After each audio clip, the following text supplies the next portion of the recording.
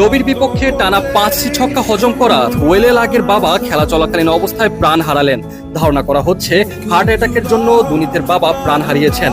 এমন খবরে চাঞ্চল্যকর পরিস্থিতি তৈরি করেছে শ্রীলঙ্কার ক্রিকেট ভক্তদের মধ্যে।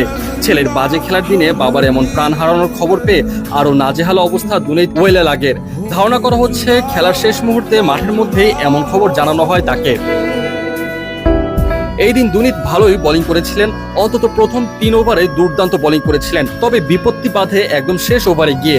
সে সময় বিপদের কিনারায় থাকা আফগানিস্তানকে টেনে তোলার জন্য মোহাম্মদ নবী একাই দুনিতের বলে 5টি ছক্কা হাঁকিয়েছিলেন। যেই দুনিত প্রথম 3 ওভারে দুর্দান্ত বোলিং করে হিরো বনে গিয়েছিলেন, সেই দুনিত শেষ ওভারে হজম করেন 30 রানের উপরে।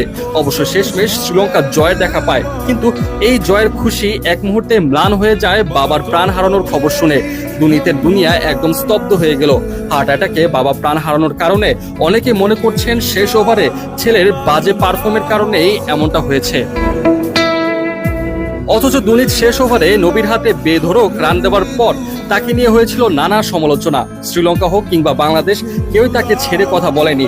সমালোচনা ও ট্রোল দুটি হয়েছিল সমান তালে। যদিও শেষ মুহূর্তে শ্রীলঙ্কা জয়লাভ করে, তবে এই সমালোচনা, ট্রোল ও জয়লাভের মাঝে পিতার প্রাণ হারানোর খবরে সবকিছু যেন এলোমেলো হয়ে যায়।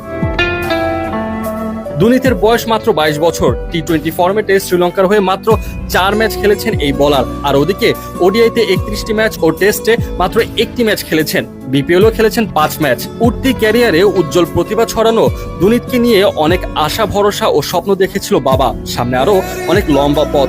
তবে ছেলের সেই পথ আর দেখা হলো না বাবার। এমন অনাকাঙ্ক্ষিত ঘটনার পরে শ্রীলঙ্কার ড্রেসিং রুমে নেমে আসে শোকের ছায়া। দুর্দান্ত জয়ে কোয়ালিফাই করার পরেও দুনিতের জীবনে নেমে আসলো এক কালো অন্ধকার। হয়তোবা শেষ ওভারে অমনটা রান